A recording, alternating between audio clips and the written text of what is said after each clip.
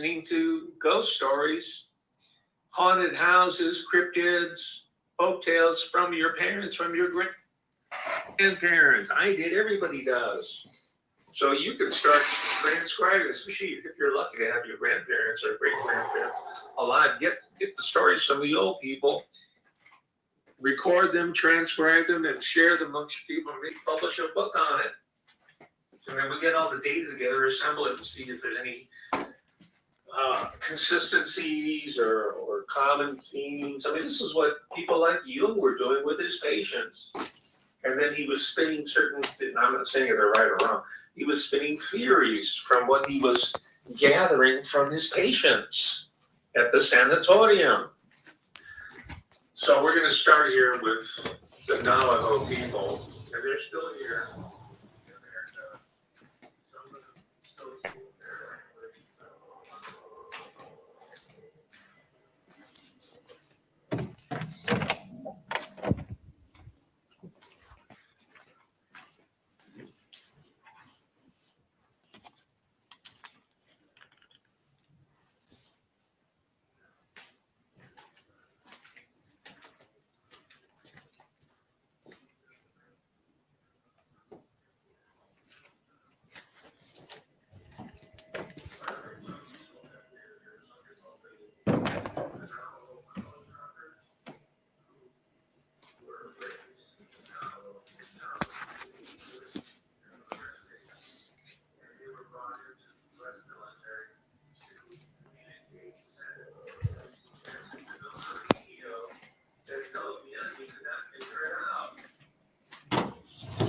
They can figure out codes eventually, given enough time, but they could not decipher the line. These are called the code.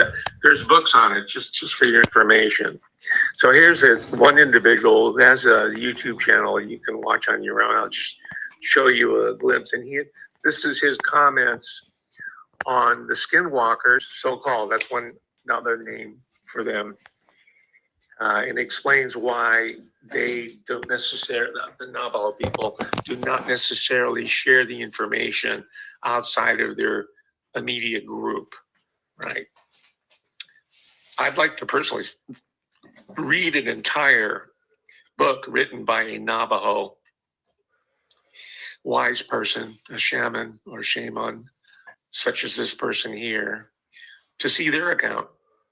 Here we go. Okay. Or people, when individuals of any background, they don't have to be Navajo, they can be other tribes or even white people or black people, when they begin to ask about the ways of the Diné and skinwalkers and other witchcraft and the black arts and that, we get suspicious of anyone, because if you begin to learn just a little bit, that interest in learning will grow, and eventually you will be recruited by the evil one, and you will help the demons and that to spread the things that are wrong, and you will be in a position to cast evil spells and to say evil prayers and to say evil things against people, to do ugly things to society and to the people that we love around us. That's why the net don't like to share that type of information with anyone.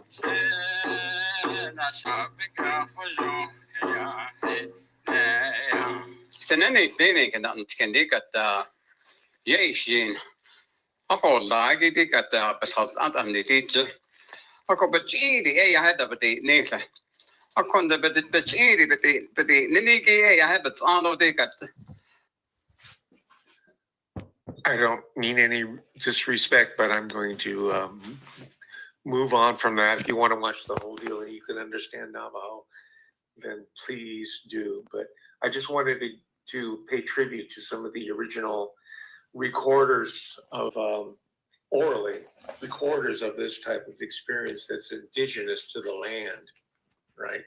So now let's move to how that intersects with my own life living here in the state capital of California. It's called Sacramento.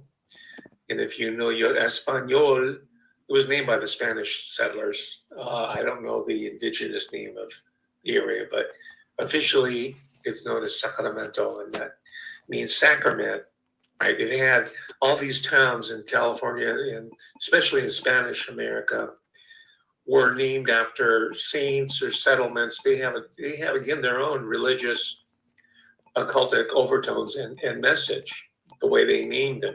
Sacramento is sacrament. It's a sacrament. It's a holy sacrament place. All right. So 221 miles. I get on the I-5 freeway, and just let me give you a quick geography lesson. The I-5 freeway goes all the way from the U.S.-Mexico border. From San Diego, you go through Los Angeles, Orange County, Los Angeles, and you go through a long, beautiful swath of California, Central California, farmland, ranches, you name it, luxury homes, certain parts of it. And then you come to my area, which is right in the middle of California, Central. And then you keep going 221 miles up there, you'll wind up to a little town called Shasta City. And once you get in there, you can see it from the freeway. Once you get up to that area, it's above Redding. Redding is the last, again, sorry for the geography lesson, but for those of you who know the area, you might understand the lay of the land. Once you get to Redding, you're entering into the national forest. And I mention that because a lot of these sightings happen in the national forest, right? Inyo National Forest, Tehama Forest. There's a lot of them in California. And I'm telling you this, if you're only watching about celebrities and movie stars, you're not really getting what California, you're not even getting what LA is about, or Santa Barbara. It's a huge state, and there's a lot of natural beauty here, and there are a lot of cryptids running around. I'm sure cryptoterrestrials, and there are a lot of Indians. They live on reservations and they own casinos. Not all of them, but many of them do. I give talks on this, right? So let's take a look. Hey, Cisneros. Shasta. Cisneros. Shasta and some of the people that live there. Right? Not too much, just get a flavor of it. If you're up in the area, if you're in San Francisco, for example, on a trip, don't stop there. Go up inland, go through the wine country, keep driving up, go to Redding, and then go up to Shasta. And by the way, driving up, go to Redding, and then the same highway, I-5, will take you through Oregon. It'll take you to Washington, state of Washington. It'll take you into Canada. So you can see how long I-5 is. It's like a long concrete asphalt river. It connects all these different places together. I've driven the length north and south many times. All right, so here is the little tiny Shasta, Mount Shasta City, which is curious in itself. Be the traveler's dream. You live as one. That's kind of how you make it out here. Hopefully you worked up an appetite. That's the essence of Shasta. Look at that now. People say that there's aliens coming to visit the city of light in the mountain.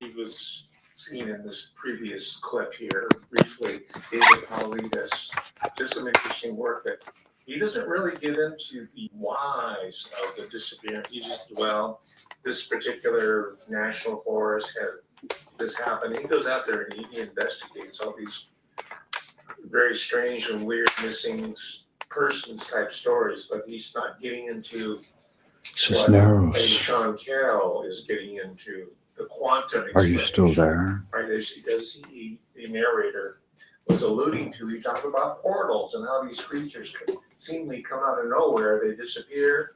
You see some tracks here, then they're gone, and they're huge. According to multiple sightings, so many documented sightings that no one really disputes that there are creatures out there, but they're trying to figure out the whys and wherefores of their mobility and their appearance and sudden disappearance. And again, this goes back to my continuous taking at face value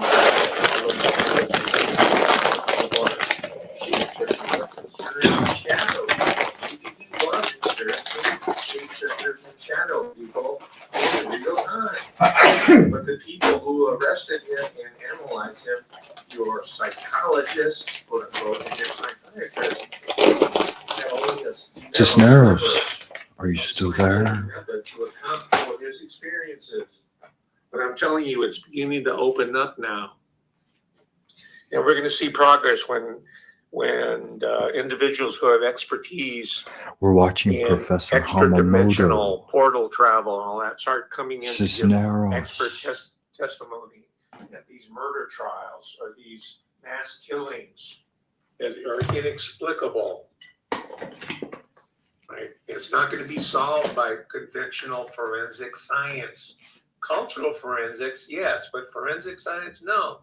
Just by getting someone's sample hair or blood spatter, it's going to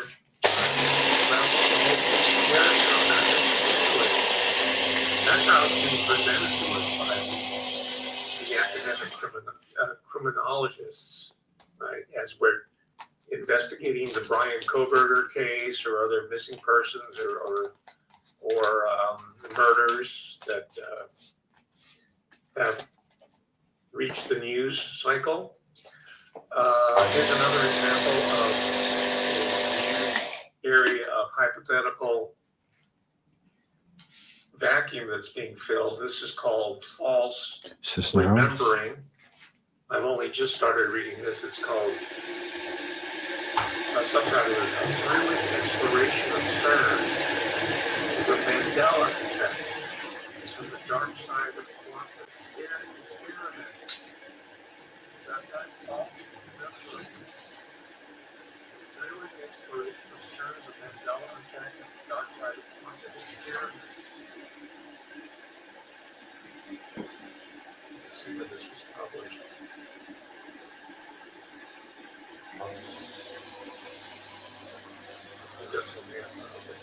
It's a work of fiction. Cisneros, are you there? So take it for what it is.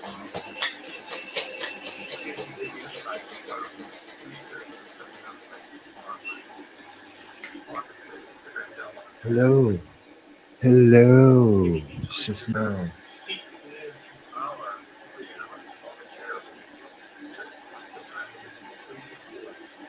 And that's why up in Mount Shasta, we have these creatures that are sighted, and then they come back and they're gone. Or amongst Nathan Moore and also local people, they talk about these people disappearing into the mountainside as if it was hollowed out. And there's another related series of tales that have to do with people who are living in subterranean settlements or towns, cities, underground. And of course, immediately that conjures up the idea that the Platonic representation of Atlantis, Lemuria, the people up in the city of Mount Shasta, in the mountain itself, they call the town Telos, T-E-L-O-S. They're supposed to be a branch civilization from Lemurians. So, and of course, you read about this in the 19th century occult literature, a lot of which was pioneered in Northern California with the experiences of European, largely Indian peoples that were documenting all these phenomena, these anomalous phenomena. But now, with the insights and advances in quantum physics, are homing in on the possibility that these creatures, extraterrestrial, lights are coming from through a portal, through some other dimension. I think they've been referred to as wormholes, I believe. Michio Kaku, I don't know if he's subscribed to this theoretical under the lies different materials that are like our own, but in a different timeline. Which is why, not blaming him, but other people, why certain people, so-called men in black, Cisneros, I don't see you anymore. from the future, You must have were left. transported back in time. Now, whether that's true or not, I don't know. I'm just sharing with you what I've read, what I've been exposed to as well. Now, before I go on, let me introduce, part of this is to help develop your bibliography. I have tons more books on this whole topic, but I just picked up some select ones here laying around, literally laying around. Here's a multi-volume journals, really, by the eminent researcher Jacques Vallée. This is volume 4, Science 4. The Spring Hill Chronicles. He talks about day by day, roughly day by day, all his different observations relating to this field, of which he is one of the main figures, Jacques Vallée. In fact, it was so important that the scientists portrayed in Close Encounters of the Third Kind, right? He was played by the director, Francois Truffaut. Well, that's Francois a Truffaut. Jacques Vallée here, so you might read this. Francois Truffaut. And look at his numerous. They're all back We're in making print. coffee, They're out there Cisnero. for a long time. And he's one of the people that helped make with ufology and the whole inquiry that we're now just touching upon here legitimate in the mainstream world, because he has those types of credentials, academic, business, and whatnot. He's not some guy who is out on the trail wearing a tinfoil hat. He doesn't really fit that type there. He's a legitimate scientist in the eyes of the world, even for those who don't necessarily subscribe to what he's saying. That's Vallée. So again, this is another indication that there's a convergence going on. A welcome and a healthy convergence between fringe and the core society. At least in their mind, it's core science. All right, now let me move to the caveat part, the warning part of the We're making a cup show of coffee. today, and that is fake phenomena. Just like there's a lot of fake people on TubeView now, and I go out of my way to identify them and talk about them and clown them. And the reason I do this, not because I'm jealous, it's because they are taking away the oxygen. They're sucking the oxygen out of a very limited. Professor Hamamoto is very jealous. And he's a little bit racist, too.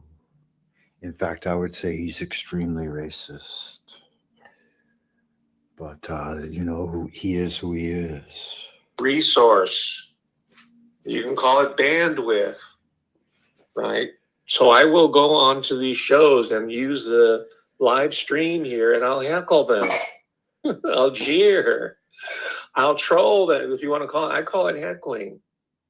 All right. If you want to heckle me, go right ahead. That's what the live stream is for. And I'm an expert. I can take it too. I can dish it out, but I can take it because No, he can't. Professor Hamamoto can't take any heckling. I did some mild heckling, and yeah, he doesn't like it at all. It really irritates him. Even just a little bit of like pushback on some of his ideas, and he fucking loses his shit, man. He does. He's such a liar. taught. I taught for decades. And I have to deal with students, especially over the past 15 years when GLBTQ came in and homosexuality was being promoted by all the psychologists and This really chafes him too. The LGBTQ. Ooh, it really upsets him.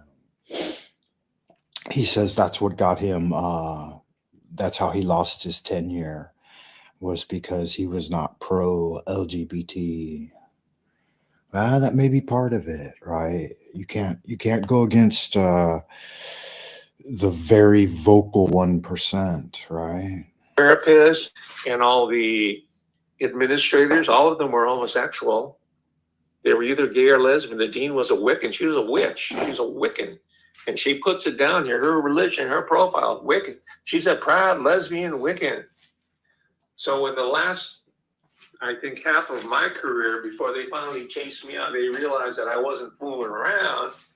I had to deal with a lot of heckling in my class. But I, fortunately, was also a student of comedy. I've written at least one major study of situation comedy. It's called Nervous Laughter. How's that for a title? Yeah, you like that?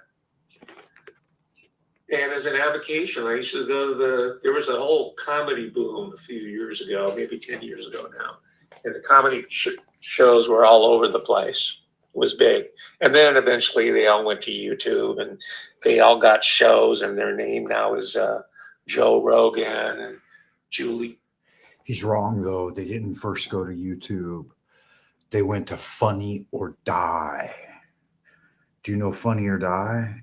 He's got quite a chat here now. I remember when I first started watching Professor Hamamoto, he had around 1,000 subs and only maybe 10 people in his chat. Now he's got 66,000 subs and about 600 people in his chat. That's a pretty big deal, Cisneros. What's going on, Cisneros? Did you leave?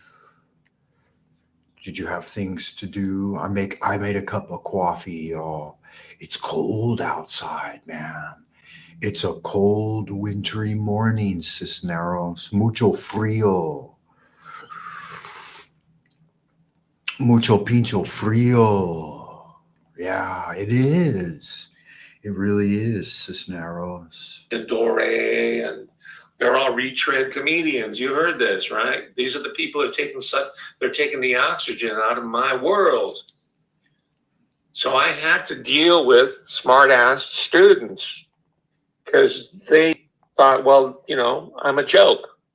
I'm presenting these ideas about the New World Order, that our political, our economic reality, the institution of the Federal Reserve itself was part of a larger cabal against the American people, and it's been sold. You know the whole story. I had to teach them all these basic principles in the New World Order from the ground up, and these are all people who were trained and used to the orthodoxy K through 12. Maybe that's why he lost his job, right? Because he's got such a bad attitude. All these smart ass students. I don't think of my students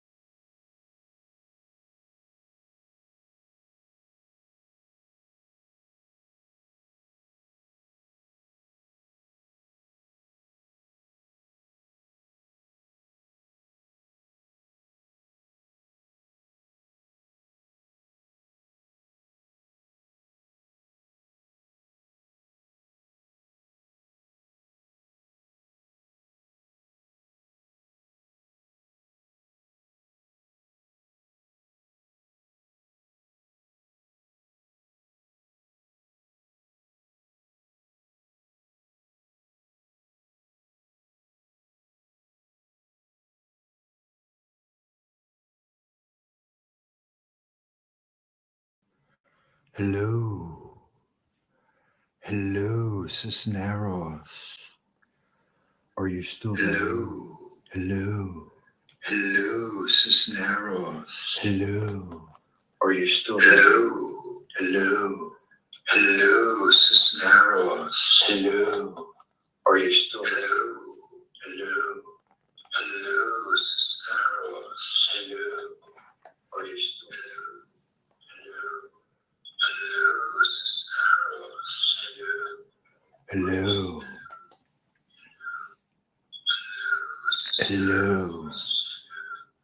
Hello, Cisneros. Hello. Hello, Cisneros. Hello. Cisneros. Hello. They got into college by mimicking or repeating the orthodoxy for the admissions tests and statements of purpose.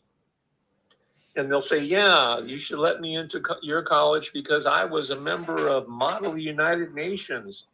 Right? You put that in there. You're still there, Cisneros. Because they don't know where the United Nations came from, what it's about, and what they were doing, propagandizing you back in high school. So I know what heckling is about. The good news is a lot of this information is now being taught in the academic setting. But in the early days, you're gonna suffer for it. I don't mind being mocked. I don't mind not being taken seriously, but I do mind being censored on a scholarly level. Anyway, I just wanted to let you know that I'm not just being an ass, a dick for doing this type of stuff, right? Yes, he is. He's always been an ass and a dick. And that's why he's calling it out, because he knows. And he knows that you know, because you're a discerning listener. And you know when someone's being an ass and a dick. And that's what Professor Hamamoto is. And there are people who've been at this much longer than I have, and suffered far more repercussions than I ever would. So let me turn my attention to one such individual who I respect.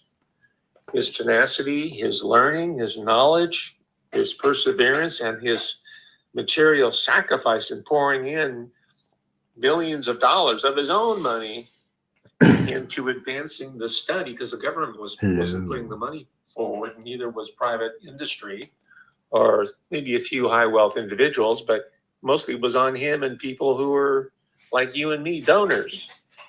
And I'm speaking of Dr. Stephen Greer. I have I don't know if I'd say most of it, but I have a number of his volumes that I ordered directly from his store, his website, his shop. I don't think they're available on Amazon. I just ordered directly. And I'm not saying I mastered all the material there. It's very deep. It's extensive. It goes back years and years and years.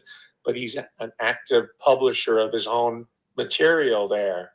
So I encourage you to get a hold of that and educate yourself on it. I don't even know if it's available at university libraries. You might have to go out and purchase it on your own. Certainly, I'm pretty sure it's not available in public libraries, right? By the way, let me take the opportunity to thank my patrons for donating to my fund, my resource fund, so I can buy books by Dr. Stephen Greer and other people, so I can have a better grasp of the transformation of science through the struggles, the innovations, the insights, the controversies. Shout out to Canadian EH, $5 super chat. Little known tidbit, Ciro Orsino from dynastic Orsini family owned the comedy club where Joe Rogan and many other comedians got their start. That's very interesting. Around such figures as Dr. Stephen Greer. And what I found out is that there is I thought they were on the same side, but this is why you have to kind of dig deeper. I thought that that he was on the same wavelength as people like Tom DeLonge, right? The guy that was in the rock band Blink 182, which I never liked, but that's neither here nor there. He put himself up there as part of the resurgence in disclosure, right?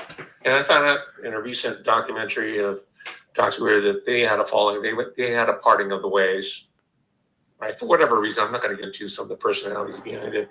And he also had a collaboration with a PhD. Stephen Greer, Dr. Greer, is a medical doctor. You probably know his story, right? Emergency medicine guy. And that was his main profession, right? Until he retired early and started moving into this. But he had a collaboration with a guy named Gary Nolan, who again represents the mainstreaming of what was once considered to be fringe science. Because Gary Nolan is I think a geneticist by training. He's in the hard sciences at no less than Stanford University, right? So you have guys who are like at Caltech, UMass, Stanford University. What I'm seeing is, again, the convergence of mainstream academic institutions that are beginning to study these questions that you have been reading about and watching on TubeView for years now. So you're up on them.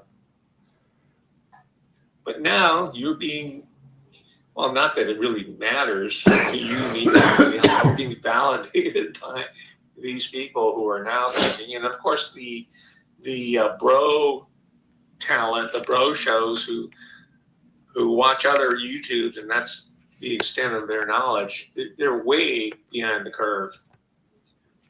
And it just sickens me to see them with their sheep that are following them, because they're bro dudes.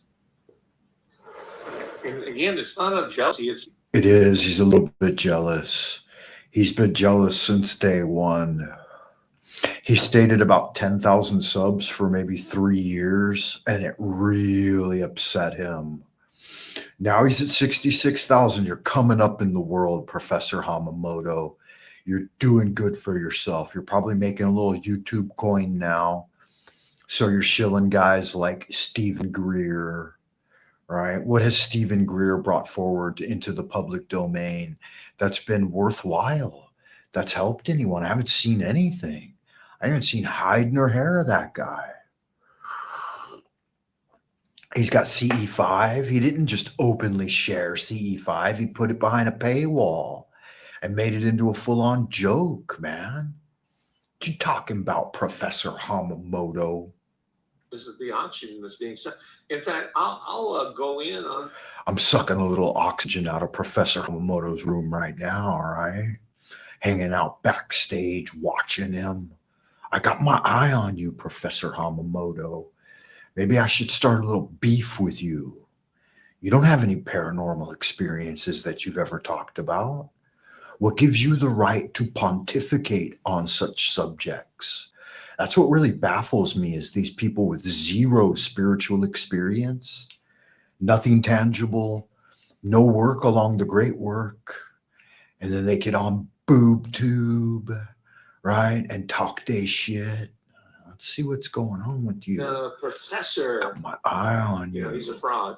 He calls himself Professor Chang because I see his name showing up in the chat room like he was the shit. But I'll tell you. So nobody could be a professor but Professor Hamamoto, right? Just because you got a master's degree and you worked on a doctorate, that doesn't make you a professor. Not like Professor Hamamoto, right? Spent a couple of decades teaching, pontificating. Yeah, I've done the same, Professor Hamamoto. I don't call myself professor, even though I am. You again, he's not a professor, never has taught in an institution of higher learning. I have Tsinghua University, Renda, Chuanmei, lots of top universities here in Beijing. Probably more than you, Professor Hamamoto. You were stuck at where? Davis, your whole career at one place. That's not much experience. That doesn't make you a great professor. You held on by the skin of your teeth, Professor Has no Hamamoto. graduate degree. He's nothing but a Canadian yeller man standing in front of a white. Ooh, you hear that racism coming out? A Canadian yeller man. Why you gotta why you gotta pull the race card all the time, Professor Hamamoto? Standing in front of a white audience? Really? Why they gotta be white? Why can't they just be an audience? Board.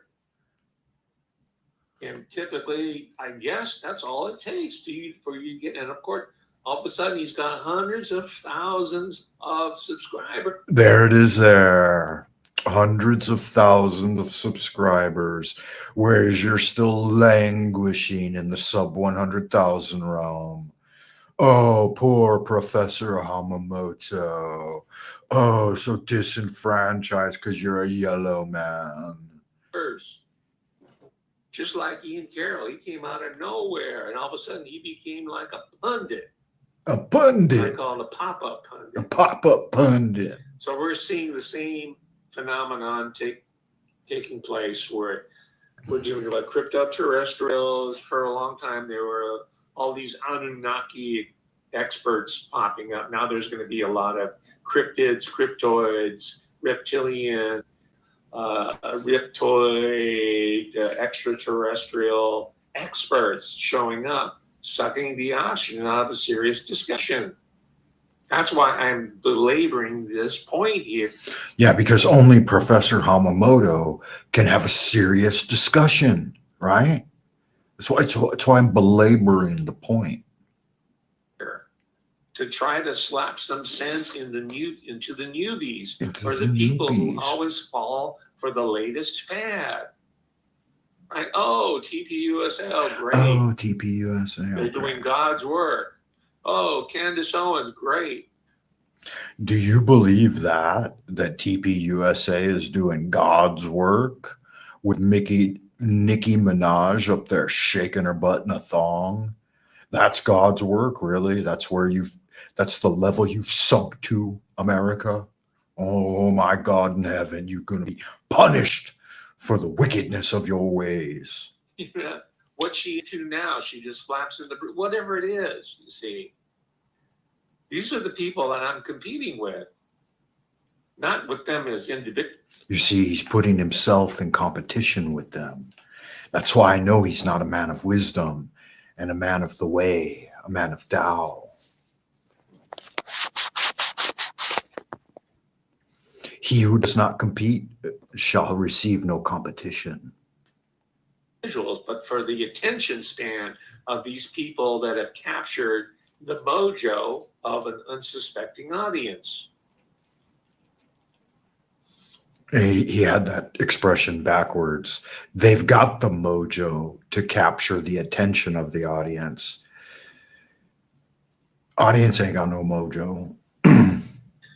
Okay, so let's take a look at our friend Stephen Greer. He had, and I'll get to this in a moment.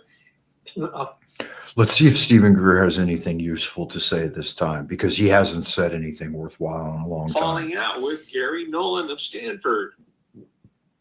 First of all, and a lot of you know about him, but for the sake of those who are new to the discussion, let's take a look at Dr. Stephen Greer.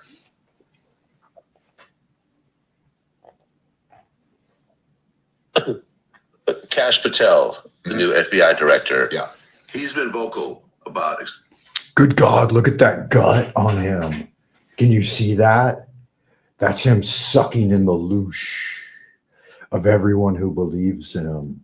Doesn't he look like a slee stack? Did you guys ever watch Land of the Lost? And there was an alien race of comptrollers that kept like pyramidians with crystals in them. And in order to change the weather or the environment or to do something interesting within the world, they would press on the gemstones within the pyramidians.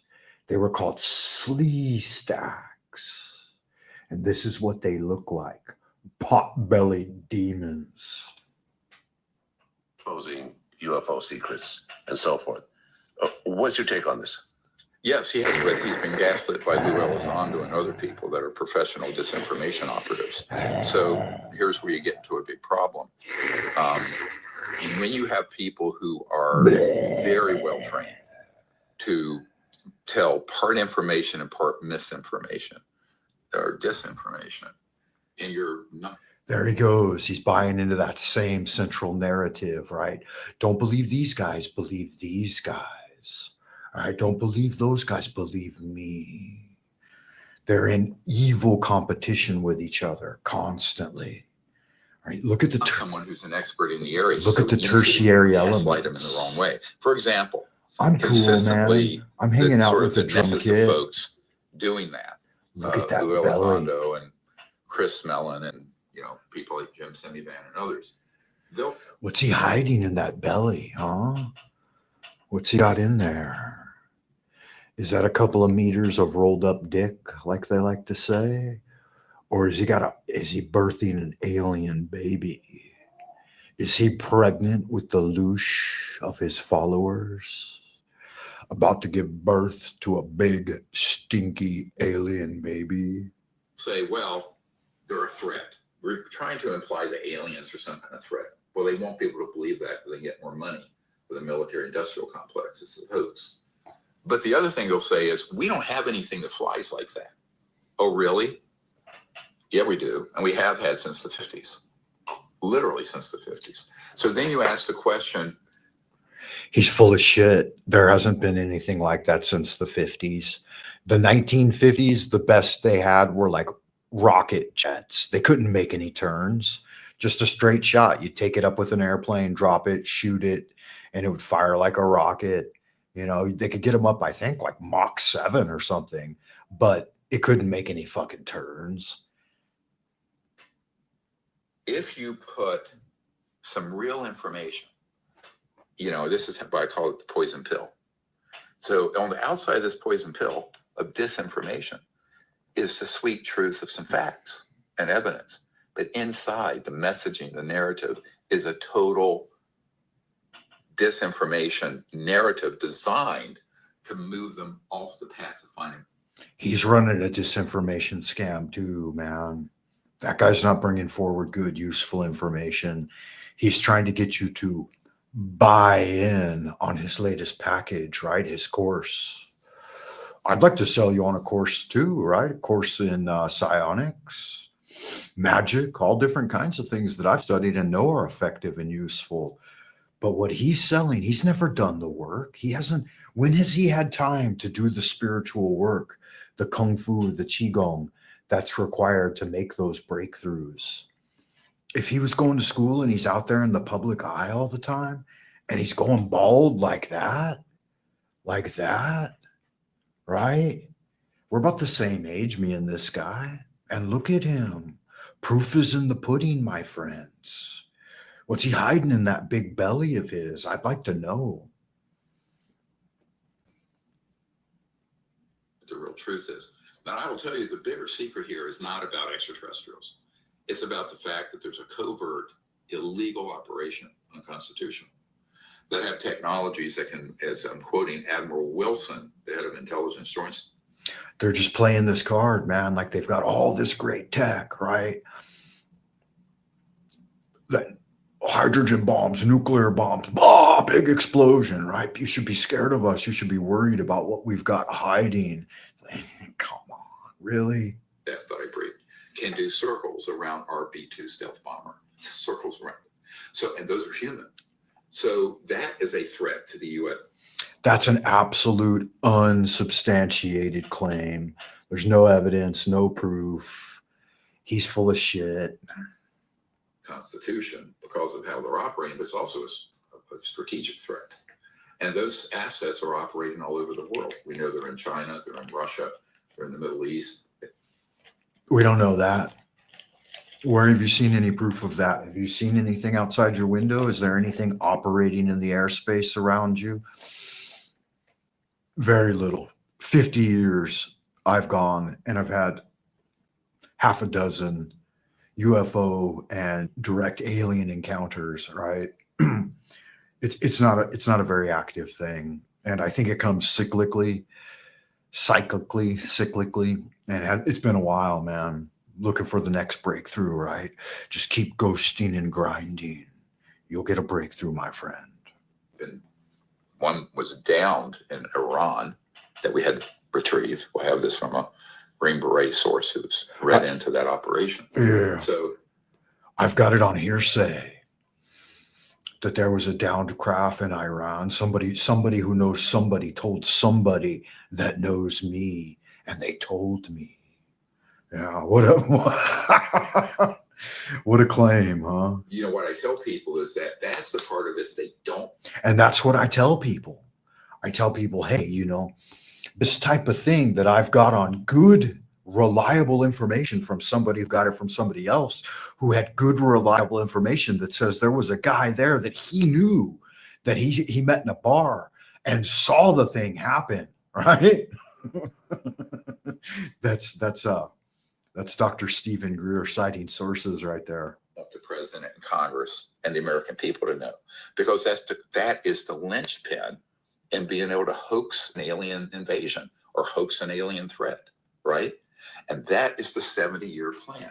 We're getting to the very end, a crescendo of a plan that was concocted by a bunch of psychopaths and sociopaths in 1953, 54, to eventually, as Werner von Braun, who invented the rocket for Adolf Hitler, said, this is not what Werner von Braun said.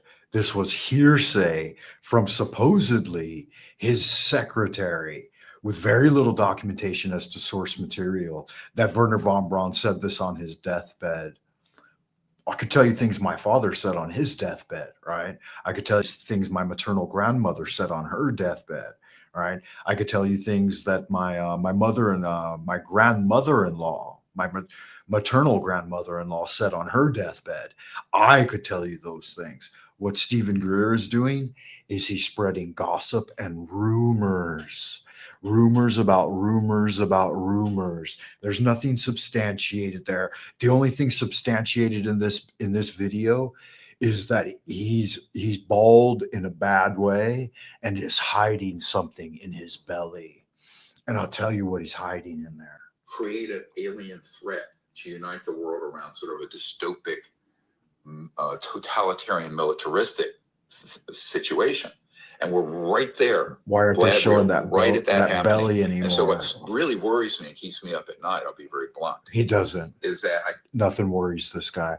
The only thing that worries him is that not enough people will sign up for CE5, so he doesn't get a big paycheck.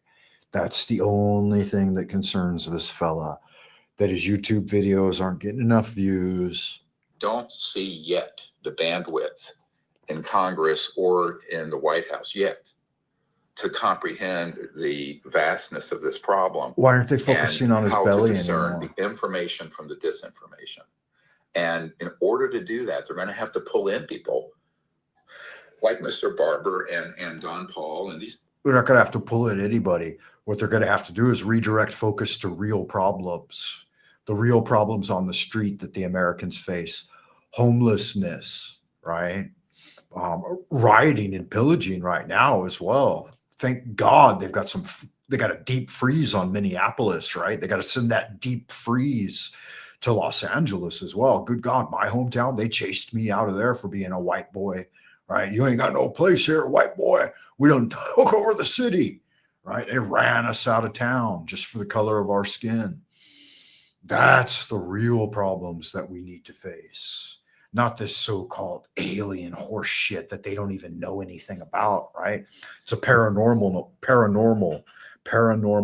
multidimensional phenomena that's got very little to do with the nuts and bolts reality of the thing, right?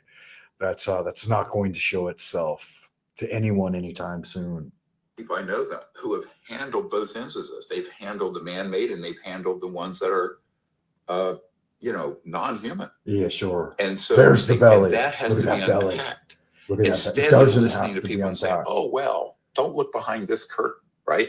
So I liken this organization keeping a secret to the Wizard of Oz, and it's this old crudmudgeon back there pulling levers, scaling the hell out of Dorothy and scaring the scarecrow and all that. Why the Wizard of Oz analogy, right? Isn't that a little MK Ultra programming? right? Believe what I'm saying because I'm revealing the man behind the curtain, right? I'm revealing the man behind the curtain. Listen to me. All this horse shit and then based in fantasy is the analogy he's going to bring forward. What I want to know about Mr. Greer is that belly. Where'd you get that belly? You guys ought to fucking give old Dr. Stephen Greer, Mr. Stephen Greer, a call and say, hey, Santa Claus called and said he wants his belly back. You've been doing something naughty with that belly, Mr. Greer. And they're very good at what they're doing. And because there's not a professional staffing right now looking at this, either in the White House or Congress, they're susceptible to that. Thank God there's no professional staffing looking at this. It's got nothing to do with the day-to-day operations of the U.S. government. They should be interested in your fantasy. Good God, that the audacity and arrogance of these people, right? This is like trying to get President Trump, God bless America, God bless Donald Trump, trying to get them to look at the blue avian colt, right? The blue chicken colt, and being like, hey, Mr. President, what do you think about what was that guy's name? He got new teeth, man. I kind of envy the amount of money he put into those ceramics he got. Those look pretty damn nice, man.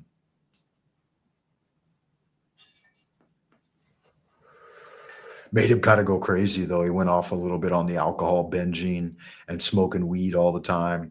Anytime these guys get any money, it's the same thing, huh? Big fat belly, hanging around in Thailand, playing with chillins. They're disgusting. And it's a little, I've said to people very high up in Congress and the administration, a little knowledge on this is a very dangerous thing. Oh, yeah. He's said to people in Congress and people very high up, you believe that? Yeah, because he's an intelligence asset, right? He's using all the classic keywords, all the jargon, conspiracy theory, misinformation, disinformation, malinformation, right? This guy's another he's a slee stack, man. Look at him. Look at that belly. Ooh, what you hiding in there, Mr. Greer? Extremely dangerous. Oh, it's extremely dangerous. Garbage. Yeah, we're being whipsawed by disinformation experts and dilettantes. You've heard me talk about them over and over again. You've seen me in the chat room. That's why I only watch you a couple times a year anymore, Professor Hamamoto, because you're a broken fucking record, man. You do talk about the same things over and over and over again, and nobody calls you out on your overt racism because you're a yellow man, right? Got to keep the yellow man down. It's all right, Professor Hamamoto. People got your number. They know what you're up to. Heckling them. Okay, but it's serious because I'll introduce you to this book. I talked about it before. It's called Project Bluebeam Exposed. Right? Dr.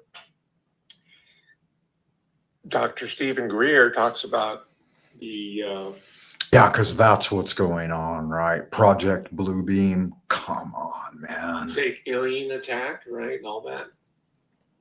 Right. This book here, and I tried to find Sean Rust is the. They get one supposed hearsay gossip quote that supposedly came from Werner von Braun, right? And then they run with it. They're like, yeah, that's, these guys are rehashing Lovecraft, man. It seems to me like it's very apparent to me. I got back into Lovecraft probably in like the 2007, 8, 9, like that range. And then as soon as I showed interest in it, not as soon as, but maybe 5-10 years later, like the entire world was enmeshed in it. And it was all playing out like a Lovecraftian nightmare. And I'm like, Why this sudden interest in Lovecraft a decade after I was researching it, right? And it's because they were using it as the playbook. It had come back into the public domain, right? There's no way you can copyright any of it. You can make all the Cthulhu stories you wanted.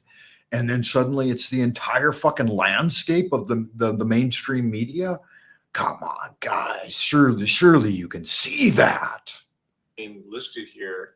I tried to find him on YouTube. There's no sign of him. I wanted to take a look, see what he's saying and how he's representing his book. But It's like some of these guys found an archive of Strange Tales and Weird Tale magazines and then said, hey, let's just paint the mainstream narrative with this sci-fi fantasy content in order to get more funding into NASA. All right, a little something in my back pocket that nobody's going to investigate, right?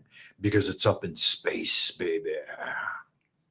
so you'll have to buy the book itself. And he talks about exactly this manufacture of a fake alien event. It's a whole fake alien scam, man. It's a sci-fi fantasy scam, and he's a huge part of it right there. Trying to promote these ideas, right? Trying to run the gambit. Beloved, I'm going to leave it here because we're an hour in, man. I got a ton of shit to do. I'm on holiday, so I am having fun, sitting back, relaxing, enjoying myself. I want to thank all of you for being here with me today. If you're catching this video now or in the future, welcome. Please hit the like. Let's see, we've got the banners here. Old Grand Wizard of the Esoteric Order of Dagon, Frank Monday coming at you, self-appointed. I'm the self-appointed Grand Wizard of the Eastern Star Division of the Esoteric Order of Dagon. All hail the Father Dagon. All hail the Mother Hydra. The shining trapezohedron, when the stars align, the shining trapezohedron emerges, and Cthulhu is risen. So praise the Eastern Star, the blazing star, right? Take a deep breath with me, if you would. And pray, holy art thou, Lord of the universe, the vast and the mighty one, creator of heaven and earth, maker of all things visible and invisible, master of both the light and the darkness. He who was, is, and shall be, we adore thee and we invoke thee. Send us one of your divine spiritual agents, our holy guardian angel, to protect and guide us through the innumerable snares of the earthly sphere, and a cleansing wind to disperse all negativity and endless human opinion. Teach us those secret things which we must know for the completion of the great work and the glory of thine ineffable name, Adonai. So it is commanded and confirmed, so mote it be. Amen. Clip that. All right, y'all good looking sexy people. Until next time, keep doing good magic, and I'll see you in the abodes of the future. Carpe diem. Get out there and shake your moneymaker.